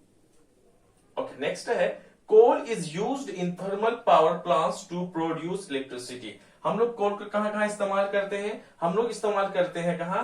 थर्मल पावर प्लांट्स में, ताकि कि हम लोग क्या करें, इनसे इलेक्ट्रिसिटी प्रोड्यूस कर सके। क्योंकि ये कोयला से क्या होता है, पानी को बॉयल किया जाता है। पानी जब बॉयल होता है उसको हीट के लिए इस्तेमाल किया जाता है मोस्टली, है ना। कहां पे हीट पैदा होगा तब पानी वेपर है, वेपर्स बनेगा, स्टीम बनेगा, फिर उसका टरबाइन वगैरह मूव करेगा, बात अलग है। लेकिन जो किस हिसाब से इस्तेमाल किया जाता है वहां पर भी, थर्मल पावर प्लांट्स में भी वहां पर फ्यूल की तरह इस्तेमाल किया जाता है, जहां पे पानी को गर्म किया जाता है। उसके अगला है that plants go to slow water to coal under a high pressure and high temperature. The slow process of conversion of dead vegetables into a coal is called the carbonization. तो कार्बोनाइजेशन क्या होता है? Dead plants, है ना, मरे हुए plants जब slowly अंदर वो कहां चला जाता है, नीचे चला जाता है, और वो धीरे धीरे किसमें, स्लोली कन्वर्ट होना किसमें शुरू हो जाता है, ये सारे डेड प्लांट्स वो कोल में, कोयला में बदलना शुरू हो जाता है अंडर हाई प्रेशर और हाई टेम्परेचर। हाई प्रेशर और हाई टेम्परेचर के साथ साथ जब जमीन के नीचे चला जाता है, उनके जरिए से क्या होता है ना, कोल धीरे धीरे बनना शुरू हो जाता है। The slow process of conversion of dead vegetation into coal. Dead vegetation को ना आप प्लांट समझ लो, क्या समझो, आप उसको प्लांट समझ लें कि वेजिटेशन में जो डेड प्लांट्स हैं वो कहा, कोल में जाकर के तब्दील हो जाएगा, कोल बन जाएगा। उन्हीं को हम लोग क्या बोलते हैं, उसी को हम लोग बोलते हैं कार्बोनाइजेशन। सो कार्बोनाइजेशन एक ऐसा प्रोसेस है, एक स्लो प्रोसेस है, जहां पे कि जो डेड वेजिटेशन है या फिर डेड प्लांट्स है वो कन्वर्जन हो जाता है कोयला में, इन्हीं को हम लोग बोलते हैं कार्बोनाइजेशन। अब वर्ड्स को बड़े अच्छे से ध्यान देना है ना, वर्ड्स का मीनिंग जब आप जानेंगे तो आपके थोड़ा थोड़ा मतलब जो कंफ्यूजन होगा वो कम होता जाएगा। Okay, now comes to the next. ये क्या है, अब जरा ये समझे। अब हम लोग यहाँ पे थोड़ा सा और एक डायग्राम के जरिए हम समझ लेते हैं। जैसे कि वुड है, वुड लकड़ी मतलब पेड़, पेड़ से तो कोयला बनता है, लेकिन अभी जब वुड होता है लकड़ी, अभी वो कोयला के फॉर्म में नहीं बदला है। सबसे पहले वुड किस में बदलता है? पीट में बदलता है। पीट में बदलने के बाद फिर वही पीट किस में बदलेगा? लिग्नाइट में बदलेगा। फिर वही लिग्नाइट किस में बनेगा? फिर बिटुमिनस में बदलेगा। फिर यही बिटुमिनस जो स्टेज है ये फिर एंथ्रासाइट में बदल जाएगा। कुल मिलाकर के जो पेड़ जो है ना, अचानक कोयला नहीं बन जाता, उनके कई सारे स्टेजेस होते हैं। ये जो मैंने बताया आपको, ये सारे के सारे होल स्टेजेस हैं एक कोयला बनने का। सबसे फिर से मैं रिपीट कर देता हूं, सबसे पहले जब पेड़ जमीन के नीचे चला जाता है तो वो लकड़ी में ही तब्दील होता है, जाहिर सी बात है। कुछ देर के बजाय आफ्टर रिएक्शन तब फिर किस में बदल जाता है? फिर वो डायरेक्ट एंथ्रासाइड या फिर बिटुमिनस में नहीं बदलता है। लकड़ी सबसे पहले पीट में बदलेगा, पीट के बाद वो लिग्नाइट में बदलेगा, फिर ये बिटुमिनस में बदलेगा, फिर ये एंथ्रासाइड में बदलेगा। एंथ्रासाइड वो सबसे बेहतरीन हाई क्वालिटी का कोयला बनता है। आई बात समझ में? लेकिन हम लोग यही कोयला यहां से शुरू कर देते हैं, पीट से लेकर के peat, lignite, bituminous, anthracite, this all are the types of. एक हिसाब से हम कोयला बोलते हैं, कौन सा अच्छा, कौन सा उतना अच्छा नहीं होता है, किसकी क्वालिटी अच्छी होती है, किनकी कम, तो हम लोग आगे बात करेंगे। आपको मैंने थोड़ा सा समझाने की कोशिश किया कि कोयला के कितने सारे स्टेजेस होते हैं लकड़ी से लेकर के फाइनली कोयला बनने तक। अब आगे देखते हैं। When coal is heated in air, कहा हवा में जब कोल को गर्म किया जाता है, it burns and produce mainly carbon dioxide. कुल मिला करके जब कोल को कहा हम जलाते हैं, घरों में अगर हम देखें तो खाने बनाने के इस्तेमाल आ जाता है, और बहुत जगह इसके होटल्स में जो होता है, रेस्टोरेंट में, वहां पे खाना बनाने में, ढाबा में, तो इस तरह कई तरह के वहां किसका कोयला का इस्तेमाल किया जाता है। मेनली वो कहाँ ओपन में ही जलाते हैं। जैसे ही वो एयर के साथ जैसे रिएक्शन करेगा तभी तो कोयला में आग लगेगा। जैसे ही कोयला में आग लगेगा तो कोयला के जलने के दौरान वो कई तरह के गैसेस रिलीज करते हैं। उसमें से मेनली क्या है? उसमें से सबसे ज्यादा गैस निकलने वाली होती वो है कार्बन डाइऑक्साइड गैस, क्योंकि तो कार्बन किसके बने होते हैं? कार्बन के ही बने होते हैं, जाहिर सी बात उसमें से कार्बन ही निकलेंगे। अब आ जाते हैं हम लोग, वो है टाइप्स ऑफ कोल में, कि भाई जो कोयला है वो कितने टाइप्स का होता है।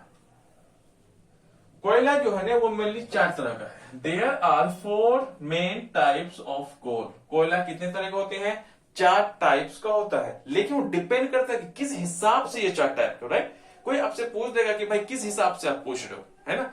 तो अब अगर आपको पूछेंगे यहाँ पे, depending on the varying percentage of carbon content, कि भाई जैसे कि मैं मान लो तो यहाँ पे है, ये भी तो एक तरह का कोयला ही है, स्टेज तो बन रहा है, लेकिन क्वालिटी की बात है तो इसका मतलब क्वालिटी तब डिपेंड करेगा जब उसमें जितना ज्यादा कार्बन होगा। जितना ज्यादा कार्बन होगा वो उतना ही ज्यादा अच्छा होगा।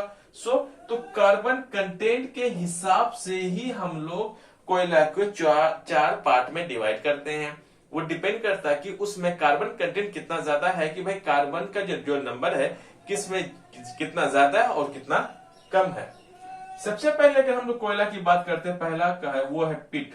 पीट में क्या है? Peat is a mass of partially carbonized, मतलब उतना ज्यादा ये पार्शियली का मतलब उतना प्योर कार्बन के फॉर्म में नहीं रहता है। इसमें कार्बन की जो नंबर्स हैं वो कम होता है। Carbonize plants debris, it is low grade coal. ये क्या होते भाई? ये एक हिसाब से जो डबरी नामक जो प्लांट्स होता है ना, इसमें से ये पीट्स बनते हैं, वो उतना ज्यादा अच्छा कोयला के फॉर्म में नहीं बनता, बिल्कुल ये लो ग्रेड का कोयला होता है। कौन? पीट। ओके, अब सेकेंड नंबर पे है, दूसरा नंबर है वो हमारा है लिग्नाइट। लिग्नाइट का मतलब सॉफ्ट कोल। कौन सा कोयला? ये सॉफ्ट कोयला है। Lignite is also known as brown coal. तो अब जो लिग्नाइट को हम लोग ब्राउन कोयला के भी नाम से जाना जाता है। It can be use for power generation. हम लोग कहां पे पावर जनरेट करने के लिए, इलेक्ट्रिसिटी जनरेट करने के लिए भी हम लोग कोयला का इस्तेमाल करते हैं। लेकिन कौन सा टाइप का कोयला का इस्तेमाल करते हैं? वो होता है लिग्नाइट नामक कोयला, जहां पे हम लोग इस्तेमाल करते हैं। अब हम लोग बची हुई चीजों को और अच्छे से देखने की कोशिश करते हैं।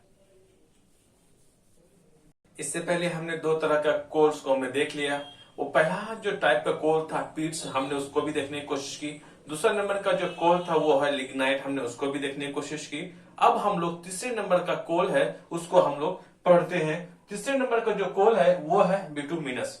बिटुमिनस को हाउस होल्ड कोल के भी नाम से जाना जाता है। इसको बिटुमिनस को हाउस होल्ड कोल के भी नाम से जाना जाता है। ये कहाँ इस्तेमाल होता है? दरअसल जो बिटुमिनस जो कोल है वो इस्तेमाल किया जाता है पावर जनरेशन में।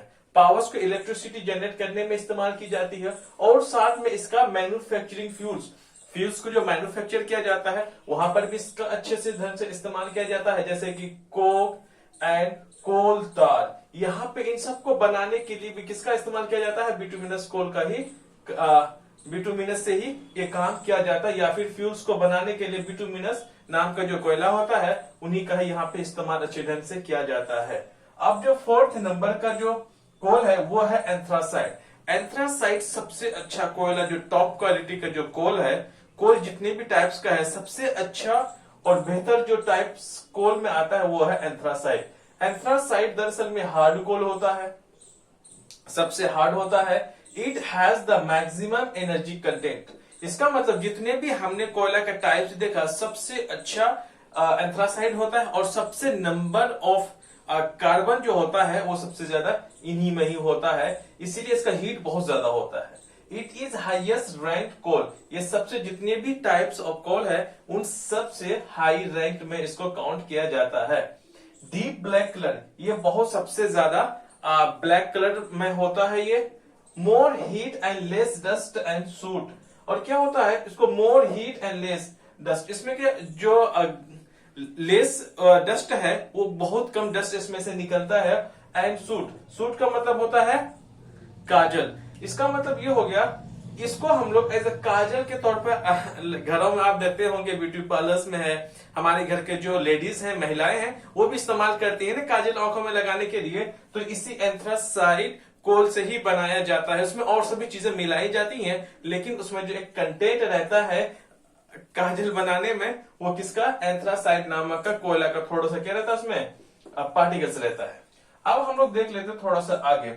It has the maximum carbon content. मैंने बोला ना ये सबसे ज्यादा, अगर हाई एनर्जी कंटेंट उसमें ज्यादा होगा जिसमें सबसे ज्यादा क्या होगा? कार्बन होगा। ओके, अब तो हम लोग टाइप्स ऑफ कोल को समझने की हमने कोशिश भी की। अब हम लोग यहां से आगे बढ़ते हैं, वो है प्रोडक्ट्स ऑफ कोल। क्या देखेंगे अब हम लोग? अब हम लोग प्रोडक्ट्स ऑफ कोल को देखते हैं अच्छे ढंग से। प्रोडक्ट्स ऑफ कोल में सबसे, प्रोडक्ट्स ऑफ कोल का मतलब कोल में से, कोयला में से प्रोडक्ट्स कैसे मिलता है, जरा उनको हम लोग देखते हैं। क्या होता है? कोयला is heated to 1000 degree Celsius in the absence of air.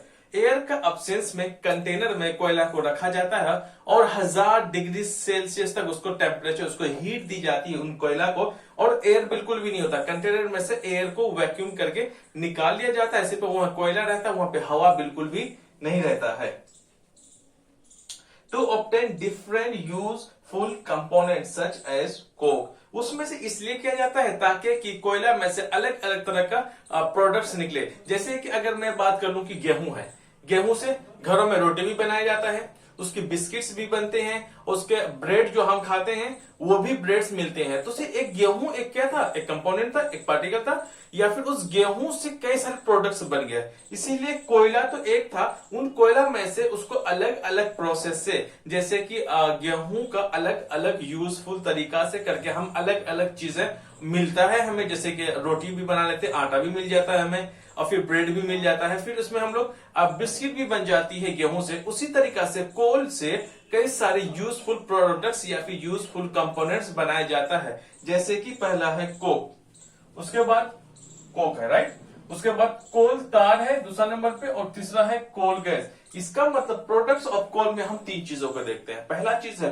Coke, दूसरा में है पीने वाला कोक नहीं, ये कोयला का प्रोडक्ट होता है, कोका कोला नहीं, राइट, तो वो कोक हो गया, कोल तार, और तीसरा में है कोल गैस। यही तीन प्रोडक्ट्स होते हैं जो कि हमें कोयला से मिलता है। This process is called the destructive distillation. Destructive का मतलब ही होता है किसी भी चीज को केमिकल के प्रोसेस से किसी चीज को तोड़ देना, है ना, उन्हीं को हम लोग क्या बोलते हैं? Destructive distillation. सो कोयला को जब 1000 डिग्री सेल्सियस में जब हीट किया जाता है, हीट कर एयर के अब्सेंस में, एयर नहीं होनी चाहिए, उसके अब्सेंस में जो भी कोयला से बनता है उनको हम लोग कोयला का प्रोडक्ट्स बोलते हैं। कोयला का प्रोडक्ट हमारा 3 तरह का होता है, कोल, कोल तार और कोल गैस। इन सारे प्रोसेस को क्या बोलते हैं हम लोग? होल प्रोसेस को बोलते हैं डिस्ट्रक्टिव डिस्टिलेशन। अब हम लोग वन बाय वन प्रोडक्ट्स का वन बाय वन को अच्छे से और समझने की कोशिश करते हैं। पहला वाला जो प्रोडक्ट है कोल का, वो है Coke. Coke is almost pure form of carbon. Carbon का लगभग प्योर फॉर्म जो होता है वो कोक होता है। लगभग इसमें 98% क्या होता है? कोयला होता है, कार्बन होता है, सॉरी क्या होता है? 98% इसमें कार्बन होता है, बाकी का 2% है वो अलग अलग तरह के कंपोनेंट्स या फिर पार्टिकल्स होता है। इट इज टफ, ये क्या होता है? मजबूत होता है। पोरस, थोड़ा सा छेददार होता है लेकिन बढ़िया होता है। एंड ब्लैक सब्सटेंस, ये क्या होता है? इसका जो कलर है बिल्कुल ब्लैक होता है, काले कलर में कोक मिलता है।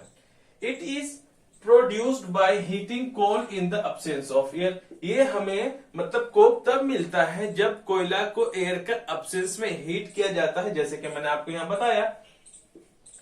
अब नेक्स्ट पॉइंट वो है Coke is used in the manufacture of steel. Steel का भी मैन्युफैक्चर में किसका? कोक का इस्तेमाल किया जाता है। और साथ में in the extraction of many metals, metals को भी, मेटल्स किस में से निकाले जाएगा? ओर्स में निकाले जाएगा, जो कि कहां हमें मिलता है? मिनरल्स मिलता है जो जमीन के नीचे है, तो वो हमें क्या इम्प्योर फॉर्म में मिलता है। उन सारे ओर्स में से जो कि प्योर मेटल का निकाला जाता है, किनसे? कोक की जरिए से। कोक को भी इसमें इस्तेमाल किया जाता है मेटल्स को ओर में से निकालने के लिए। सेकेंड है वो है कोल तार। कोल तार is the thick black liquid. क्या होता है? ये लिक्विड फॉर्म में रहता है ना, आपको याद रखना है। कोल तार जो है वो बिल्कुल एक गहरा होता है, गहरा कलर का होता है। गहरा कलर मतलब कि ये ज्यादा पनिया, मतलब उसमें पानी भी ज्यादा नहीं होता है और ना ही तो ज्यादा ये सॉलिड में होता है, बिल्कुल एकदम गाढ़ा टाइप का होता है ना, गाढ़ा होता है, बिल्कुल थिक ब्लैक लिक्विड के फॉर्म में मिलता है। With an unpleasant smell. इसका जो खुशबू है बिल्कुल उतना अच्छा नहीं होता, उसका बदबूदार एक हिसाब से होता है, उनकी जो स्मेल है उतना अच्छा नहीं होता है। It is a mixture of about 200 substances. हालांकि जो कोल तार है लगभग 200 सब्सटेंस से मिल करके, मिक्स करके तब कोल तार का फॉर्मेशन किया जाता है। हालांकि वो तो प्रोडक्ट कोल का ही है, उसमें और भी चीजें मिलाया जाता है मोस्टली, लेकिन ये किसका? कार्बन का ही, सॉरी मतलब कोयला का ही प्रोडक्ट है। उसके बाद it is a mixture of, मैंने बोल दिया कि लगभग ये 200 सब्सटेंसों का मिक्सचर है। और इनका जो कोल तार को आखिर हम लोग कोल तार में से क्या निकालते? ये किसका? कोल का प्रोडक्ट है। कोल तार किसका प्रोडक्ट है भाई? कोयला में से निकला, लेकिन इसका भी प्रोडक्ट है। इसका जो प्रोडक्ट है कोल तार में से, जैसे कि इसमें से मिलता है कोल तार आर सिंथेटिक डाइज। जितने भी है यहाँ पे प्रोडक्ट्स ऑब्टेन फ्रॉम कोल तार, कोल तार से जो मिलने वाले जो प्रोडक्ट्स होते हैं उसमें से होता है कौन? सिंथेटिक डाइज, है ना, कलर्स होते हैं। साथ में परफ्यूम्स जो हम लोग घरों में यूज करते हैं, है ना, देखो परफ्यूम शादी ब्याह में जाने के लिए बड़े अच्छे ढंग से जो सर्च करके जाते हैं वही परफ्यूम। इसका हालांकि पूरा नहीं होता है, कुछ कुछ इसमें अमाउंट होता है जो कि परफ्यूम में मिलाया जाता है। और साथ में एक्सप्लोसिव बॉम्ब टाइप का, है ना, जो एक्सप्लोसिव आइटम्स होते हैं ना, इसका भी इस्तेमाल किया जाता है। और साथ में जो प्लास्टिक्स है, प्लास्टिक से बनने, प्लास्टिक क्या होता है? एक तरह का सिंथेटिक फाइबर है, जैसे आपको मैंने बताया था। तो प्लास्टिक्स को बनने में भी थोड़ा सा कोल तार का इस्तेमाल किया जाता है, राइट। ओके, अब हम लोग पढ़ते हैं पेंट्स। पेंट्स भी क्या है? इन्हीं का ही प्रोडक्ट है। ड्रग्स, फोटोग्राफिक मटेरियल्स, जो फोटोग्राफिक के जो मटेरियल्स होते हैं एक तरह का कोल तार के ही प्रोडक्ट्स होता है। साथ में रूफिंग मटेरियल्स, जो घर में हम लोग छत डालते हैं वहां पर भी थोड़ा सा इसको इस्तेमाल किया जाता है। रूफिंग मटेरियल्स जो होता है वो क्या? कोल तार का ही होता है। अब हम लोग आगे की तरफ इसका देखते हैं कोल तार से, वो है नेप्थोलिन बॉल्स। नेप्थोलिन बॉल्स जो होता है वो यूज फॉर रिपल मोथ्स, जो मोथ्स होते हैं उसको हटाने में काम करता है। और फिर अलग तरह के जो कीड़े मकोड़े होते हैं उसको ही भगाने का काम बोलता है। ये जो नेप्थोलिन जो बॉल्स होता है,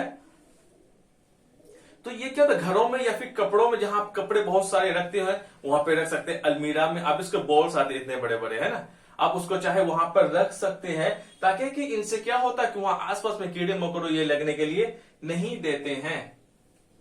are also obtain from coal tar. जो हमारा नेप्थोलिन बॉल्स है वो कहां से मिलता है, वो मिलता है कोल तार से ही। अब तीसरा नंबर का जो है प्रोडक्ट है ना, तीसरा नंबर का जो प्रोडक्ट है वो है कोल गैस। कोल गैस जो है वो मतलब कि नाम से ही पता चला कि भाई एक कोयला का गैस बनेगा, है ना।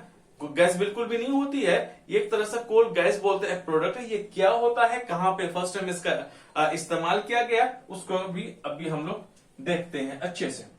कोल gas is obtain during the process of coal to get coke. जब हम लोग कोयला से कोक को ऑब्टेन करते हैं, जब कोयला से कोक को बनाया जाता है, मैंने बता दिया कि कैसे बनाया जाता है। जब कोयला से कोक को बनाने के प्रोसेस में तभी किसका, कोल गैस का फॉर्मेशन होता है, तभी कोल गैस बनाया जाता है। आ रही बात समझ में। Coal gas was use to for the light street for the first time in London. जो सबसे पहले अगर कोल गैस का जो इस्तेमाल किया गया था वो सबसे ज्यादा कहां किया गया था, लंदन में किया गया था 1810 में, 1810 ईस्वी में किया गया था। ताकि कि आप हॉलीवुड की मूवीज होगी, आप जैसे कि आप एडवेंचर टाइप के, जैसे कि हैरी पॉटर हो गया, हॉबिट्स हो गया, तो इन सब में आप देखोगे ना सड़क पे जलती हुई एक लैंप मिलेंगे, जहां से आपको क्या आग, एक लैंटर्न, एक लालटेन टाइप का होगा, लैंप टाइप का, जहां से क्या आग हमेशा निकलती रहती है। तो वो कहां पर, वो कोल गैस दरअसल में होते हैं, जो कि पुराने जमाने में इसको सड़क में लाइट स्ट्रीट के तौर पर इस्तेमाल किया जाता था, लेकिन वीआईपी इलाके में किया जाता था, हर जगह नहीं किया जाता था। सो फर्स्ट टाइम जो कोल गैस का जो इस्तेमाल किया गया था वो अंग्रेजों ने किया गया था, है ना, लंदन में किया गया था। कब किया था, 1810 में। ये उतना ज्यादा तो नहीं है, लेकिन अगर आपका पॉइंट ऑफ एग्जाम का पॉइंट ऑफ व्यू से कि भाई कोल गैस क्या है, कोल गैस आप यहां से लेकर के यहां तक लिखना है आपको। उसके बाद फिर आपको ये वाले पॉइंट लिखना है। आप चाहे तो यहां से कोल गैस, और यहां से आप चाहे नहीं लिखना चाहते हैं तो एग्जाम का पॉइंट ऑफ व्यू से उतना मजबूत नहीं है, मतलब ये उतना इंपॉर्टेंट नहीं है, लेकिन आपको एक बेसिक जानकारी के लिए बता दिया जाता है, क्योंकि एनसीईआरटी में इसके बारे में अच्छे से डिस्कस किया गया है। And in New York city around, उसके 10 साल के बाद ही न्यूयॉर्क शहर में भी इन्हीं कोल गैस का इस्तेमाल किया गया था। अब हम लोग आगे की तरफ देखते हैं। Most of the coal gas consist of the hydrogen and methane. तो ज्यादातर जो कोल गैस है वो किसके बने होते हैं, हाइड्रोजन के बने होते हैं, और साथ में मीथेन का बना होता है। उसके बाद with small amounts of other hydrocarbons, other, और इसमें सिर्फ हाइड्रोजन और मीथेन का ही कोल गैस बना हुआ नहीं रहता है, बल्कि कोल गैस में और भी थोड़ा सा अमाउंट में किसका, हाइड्रोजन कार्बन होता है, मतलब कि जो कि ऐसा कंपाउंड जो कि हाइड्रोजन भी हो और कार्बन भी हो। उसके बाद फिर कार्बन मोनोऑक्साइड भी पाया जाता है, जो कि पॉइजनस गैस बोलते हैं, और साथ में कार्बन डाइऑक्साइड गैसेस भी होंगे, और नाइट्रोजन गैस भी इनमें से क्या होंगी, रिलीज होंगे, राइट। अब तो हमने यहां से बेहतर ढंग से हमने समझने की कोशिश की।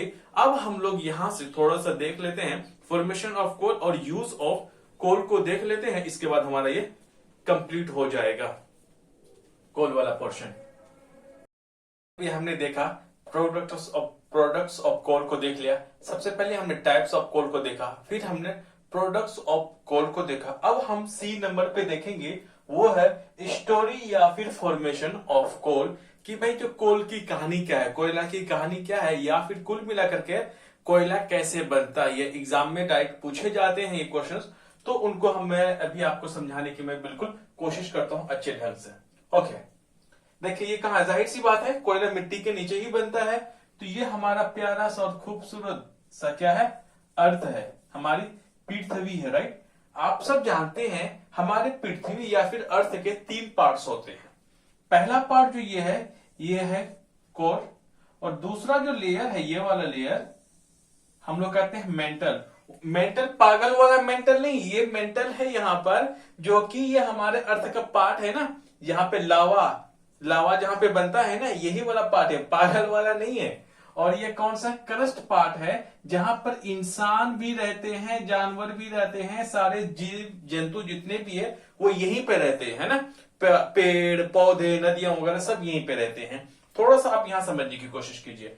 जैसे कि ये हमारा अर्थ है, राइट, तो ये हम लोग कहां यहाँ पे रहते हैं, इनका लेयर सतह पे सरफेस पे ही तो रहते हैं ना। ये जो मैंने लाइनें खींची ये सरफेस हमारा क्या है बच्चों, ये है सरफेस, इन्हीं पे हम रहते हैं, इंसान रहते हैं, जानवर, जितने भी जीव जंतु यहीं पे रहते हैं। और हमारा जो प्लांट्स हैं, पेड़ है, वो भी यहीं पे रहते हैं। जब ये किसी वजह से, एक नेचुरल प्रोसेस से, किसी भी वजह से जब ये सारे के सारे पेड़ कहां जमीन के नीचे चले जाए, तो यहीं पे कोल का फॉर्मेशन होता है। जो मैंने ये लेयर बनाई नहीं, ये वाली, ये सब समझ लो कि सारे के सारे क्या पेड़ मैंने बताया, ऐसे समझ लो।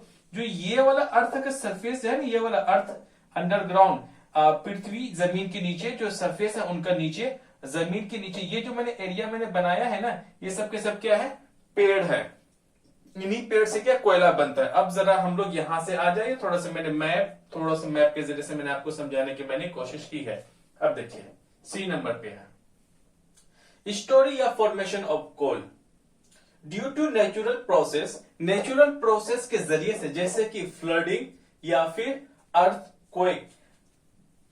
ये फ्लडिंग मतलब बाढ़ या फिर अर्थक्वेक की वजह से लगभग 300 मिलियन, लगभग कई करोड़ साल पहले, लगभग है ना 300 millions of years ago the earth had dense forest, है ना। ये किसके थे, आज से लगभग लाखों साल पहले, जैसे आज हम देखते हैं हमारी पृथ्वी को, ऐसा नहीं था। लगभग आज से लाखों करोड़ों साल पहले हमारा अर्थ बिल्कुल ग्रीनिश था, बिल्कुल हरा भरा था, पेड़ पौधे, बड़े बड़े जानवर और बड़े बड़े पेड़ हुआ करते थे। जैसे इंसानी की जनसंख्या बढ़ने लगी, हमारे जंगल छोटे होने लगे, तो उस वक्त लगभग आज से लगभग लाखों और करोड़ों साल पहले एक ऐसा प्रोसेस या नेचुरली कुछ हुआ था उस वक्त, या फ्लडिंग या फिर अर्थक्वेक की वजह से वो सारे के सारे जो लगभग बहुत सारे पेड़ क्या हो गया, वो फ्लडिंग या फिर अर्थक्वेक की वजह से वो जमीन के नीचे चले गए, है ना। नीचे जो जमीन के नीचे गए, उनसे क्या God buried under the soil, इनके वजह से क्या हो गया, ये सारे के सारे पेड़ जो किसके वजह से, अर्थक्वेक की वजह से या फिर फ्लड की वजह से ये पेड़ नीचे चले गए और इनके ऊपर में क्या मिट्टियां चढ़ गई। जैसे ही मिट्टियां चढ़ी तो यहाँ कोल बनने का प्रोसेस क्या हो जाता है, शुरू हो जाता है। आई बात समझ में। अब क्या हुआ, सॉइल डिपोजिटेड ओवर देम, ये जितने भी प्लांट्स थे ना, ये देम जो है यूज किया गया प्लांट्स के लिए, तो इसमें प्लांट्स के ऊपर मिट्टियां क्या हो गई, चढ़ना शुरू हो गई। जैसे ही इसके ऊपर जो मिट्टियां चढ़ना शुरू हो गई एंड कॉम्प्रेस, और ये क्या हो गया, जितने के पेड़ थे ना वो क्या हो गए, दब गए जमीन के नीचे। कॉम्प्रेस का मतलब ये होता है जैसे कि मैं अगर मेरे ऊपर बहुत सारी मिट्टी अगर मेरे ऊपर खुद चढ़ा देगा, मैं खुद मिट्टी क्या कॉम्प्रेस हो जाऊंगा, मैं खुद में दब जाऊंगा, है कि नहीं, क्योंकि मिट्टी भारी होती है। तो वो मिट्टी क्या इसके ऊपर जैसे चढ़ गए, द टेम्परेचर आल्सो रोज। ये रोज का मतलब गुलाब नहीं है, रोज का मतलब होता है टेम्परेचर बढ़ना, बढ़ गया। दे सैंक डीपर एंड डीपर, ये कह रहा है जैसे ही ये प्लांट्स कहां नीचे गए, जमीन के नीचे जैसे ही गए उतना ही ज्यादा उसका टेम्परेचर बढ़ा। कुल मिलाकर के जैसे इन प्लांट्स के ऊपर जितना मिट्टियां चढ़ेंगे तो वो हिसाब से क्या ये प्लांट्स क्या नीचे जाएंगे, जितना ज्यादा नीचे जाएंगे उतनी ही ज्यादा क्या टेम्परेचर बढ़ेगी। जैसे देख लीजिए यहाँ प्लांट्स है ना, मैं मान लेता हूं ये हमारा अर्थ क्रस्ट है, ये सब जो होता है ना ये हमारे अर्थ क्रस्ट में ही होता है। दरअसल जो हम इंसान जो है ना, ऐसे मान ली यहाँ पे नहीं बल्कि हम यहाँ पे रह रहे हैं, इसके ऊपर जितने पेड़ पौधे, कोई पेड़ पौधे जो नहीं जमीन के नीचे दब गई, है ना। नीचे की दबने की वजह से अगर आप देखें ये क्या मेंटल है, मेंटल क्या करेगा, इसमें बहुत ज्यादा टेम्परेचर होता है एज कम्पेयर टू बाहर में जहां पे हम लोग रह रहे हो। इसके हिसाब से जब मिट्टी के नीचे जब आप जाएंगे लगभग किलोमीटर 1 या 2 किलोमीटर नीचे, तो बहुत ज्यादा गर्मी होती है। तो वो क्या करते हैं, मेंटल क्या करेगा, इनको इधर से गर्मी पास करेगा। जैसे गर्मी जो पास करेगा यहाँ का टेम्परेचर क्या होगा, बहुत ज्यादा होगा।